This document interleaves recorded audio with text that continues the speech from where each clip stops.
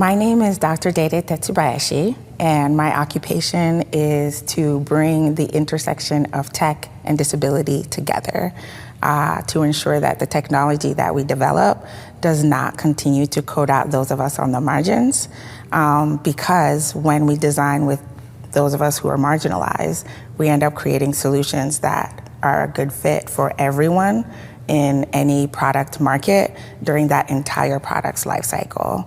A lot of things that were created with or for people with disabilities or inaccessibilities, like the sidewalk curb was meant to help with wheelchairs, but now it's useful for everyone with a suitcase, with a baby carriage, a stroller, and especially if someone is, for example, visually impaired, being able to navigate, feeling that dip in the sidewalk, things like that. The straw was developed to help the inventor's child who was sick be able to still drink water while they were in bed, for example, and now everybody uses it. And that's the point with developing any product with someone who can't use that product for any reason. You end up designing for everyone's potential ability or disabilities throughout their lifetime. For me, it's important to do this work because it literally means that I'm creating space for myself to exist in this present. It's really hard for me to navigate the world because I have chronic illnesses, I have chronic pain, I have disabilities, and most products are not developed with me or people like me in mind. But when we are part of the active development process, we end up creating the opportunity for us to not only live and survive, we actually end up being able to thrive just like every other person. So for me, it's a chance to create the world that I want to exist in. I was born in Togo in West Africa, but moved to the US when I was around 10. We left fleeing the regime at the time in Togo because my dad was a political activist. And so that informed a lot of my early understanding of the world and how to stay connected. When we moved to the US, the first place we lived was Ithaca, New York, and I saw families that were blended like mine because I'm adopted on my mom's side. She's white, American, from Corpus Christi, ex-Jehovah's Witness. And even though I'm adopted transracially, she made sure that I knew I was loved and I was wanted, and she knew she wanted to make sure that my younger sister and I understood that my birth mom gave us up or sacrificed her ability to raise us in order for Judy, my adoptive mom, to provide us the opportunities that Mama, my birth mom, could not.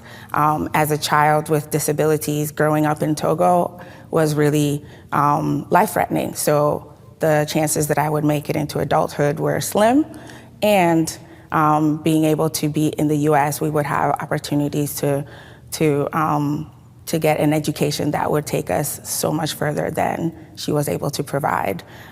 So my family dynamics are a bit interesting because my birth father was never married to my birth mother, but my birth mother became friends with my adoptive mother, and as a result, I and my younger sister were adopted, and she was able to maintain that relationship with us throughout our entire lives. And now, both my moms live with me. I've gotten to a place where I've been able to bring them back together. They call each other co-wives and co-sisters. So yeah, or co-mamas, yeah.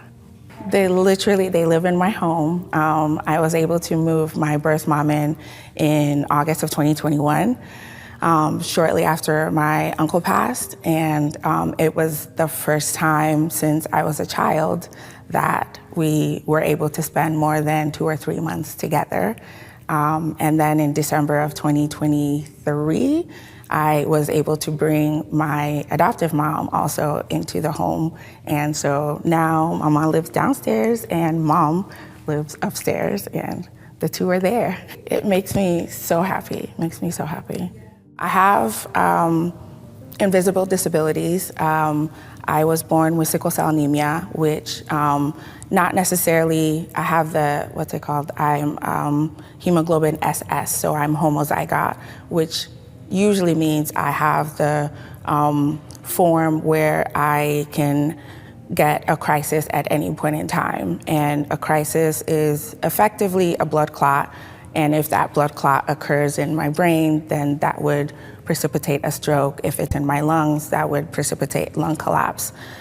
So every day is a struggle to survive. Since it affects any part of my body, I need to ensure that I am not tiring myself out, because part of the disability or part of this chronic illness is that my immune system is suppressed. So I get everything no matter what's happening.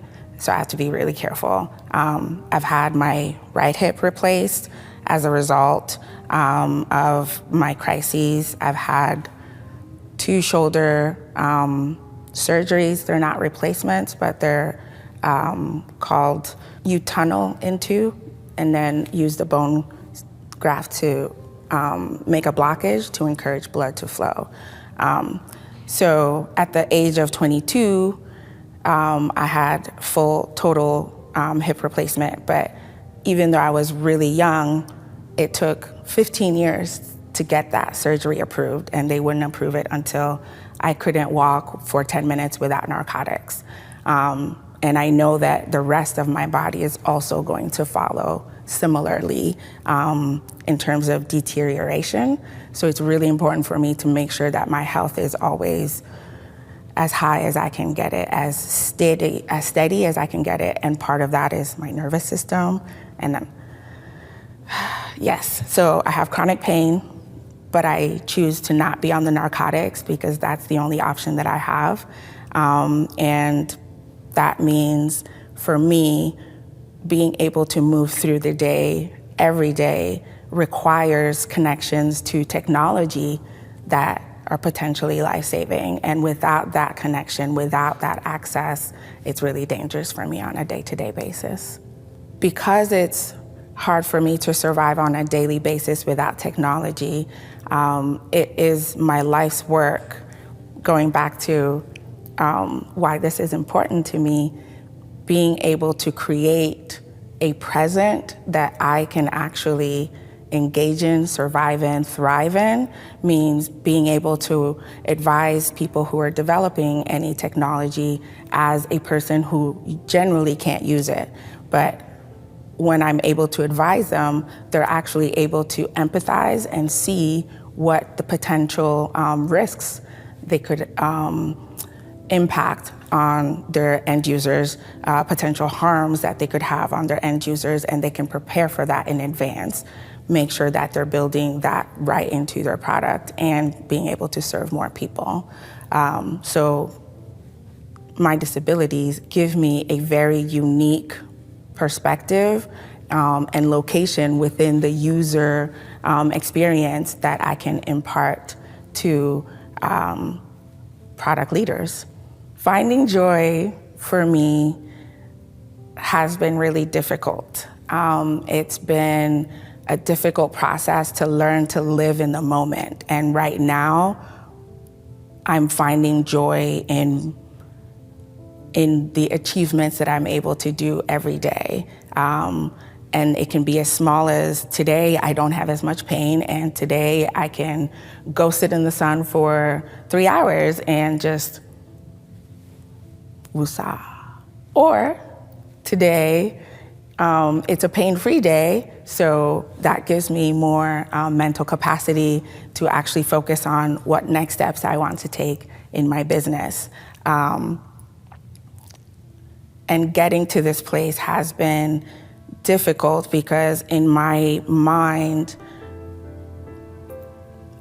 my time on the planet is limited, and I truly believe in living every day as though it's the last, because tomorrow isn't guaranteed. But that also means that I've been constantly living, looking to the future. When I do this, then I'll rest. When I achieve this, then I'll rest. When I get to the mountaintop, then I'll be like, woo, Rocky, I did it, dun, dun, dun, dun. But I failed to recognize that literally every day is reaching that mountaintop. And so right now, that is bringing me joy, recognizing what I've been able to achieve, and this is enough. It's hard, but that's where I'm trying to be. I've been aiming towards a win that I thought would feel massive. So for instance, I could claim, oh, I am the advisor on disability and expanding into the African market culturally, right, for Jack Dorsey. That's always been a dream. And when I achieve that, that will have been the ultimate mountain climb. And what I need to recognize is it may not be Jack Dorsey, but having been able to be the voice and the embodiment of all the people around the world who are struggling on a daily basis, making even the smallest impact in any product that I'm able to change, that is now the goal for success. That is the ultimate place that I'm trying to get. As many places, as much as I can impact, as long as I can reach one person who can feel seen and heard, that's success. For those watching who feel seen and heard, I'd like to share with them that it's important to keep up hope, not hope for a far-off future where you can see yourself, but hope that today you can be the person, you can be the catalyst that can show someone else what it's like to walk in your shoes, and by doing so, make the change that makes it easier for you to be here, but also makes a connection to the other person, and their understanding of what it means to be here can be different. That's what I'd like to tell them, that there's hope. There's always a future, especially to little kids out there, younger ones with sickle cell anemia, that I want them to know that there's possibility. You can do anything. You just have to build it around the limitations, and limitations aren't impossible to work with or live with. They're limitations. You can work around them creatively. I did see an article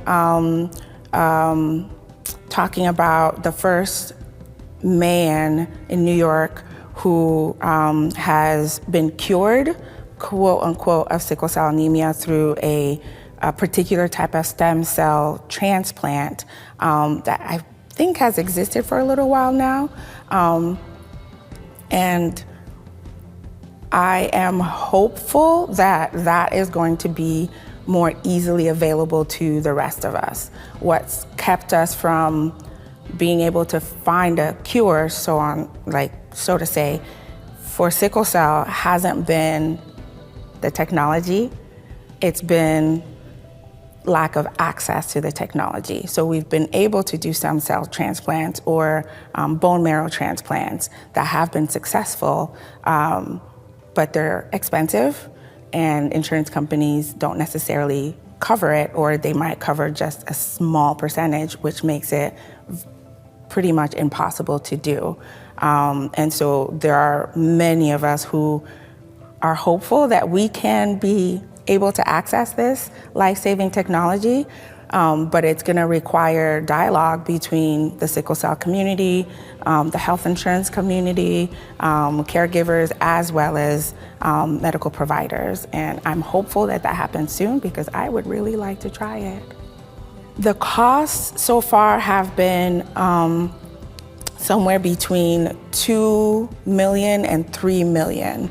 There might have been one of the most recent FDA-approved curative therapies that's around 1 point something million, but either way, it's still in the millions. Although in comparison to the amount of medical expense that we have to put out throughout the course of our lifetime, you can prevent that. if we are able to access the technology, if we make it cheap enough for us to be able to use, then you gain all this money on the other side that you never would have gained before. So I'm hopeful that we can access it. Fashion is definitely important to me, and I'd have to say stems from my childhood watching movies like The Matrix and Hackers. For me, being an independent child, being a child who was able to do anything despite having sickle cell meant that I was a hacker who wore long leather jackets like Trinity did.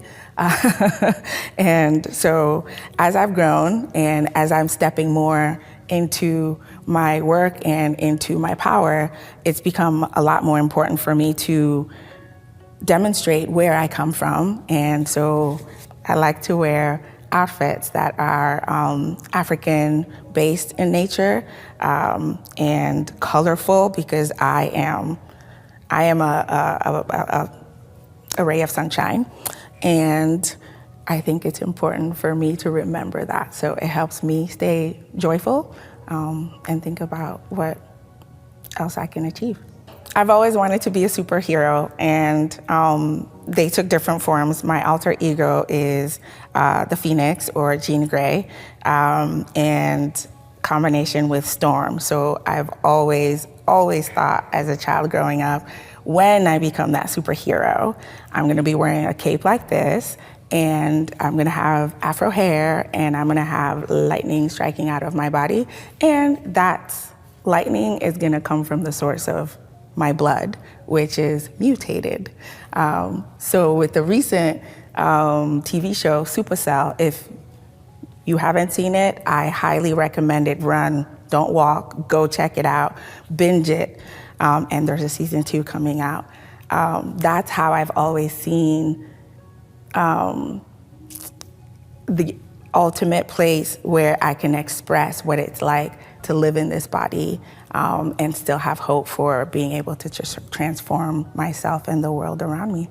Supercell is the name of a British TV show directed by and written by and produced by, I want to say, Rapman. And the premise is these 5 individuals develop superpowers, and you're not quite sure how they're connected. They all develop superpowers in order to save one person, but they're all connected because of sickle cell and being either caregivers or sufferers or carriers of the sickle cell trait. I've been to DreamCon once this last October. It was amazing.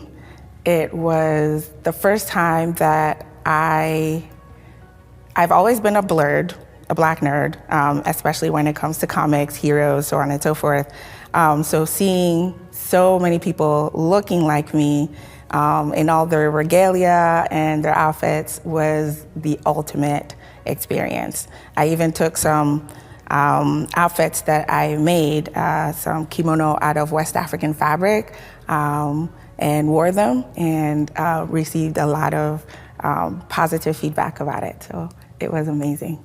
If someone wants me to custom make something or design something for them, they can reach me through Instagram at Senanu Kimono, or they can send me an email at dede@include.us, incluu.us. It's not just Jack Dorsey that I would love to work with. I absolutely have a list of folks. I'd love to work with Meghan Markle. She truly has an understanding, a personal understanding now of what technology can do invasively that can be prevented so easily when people care.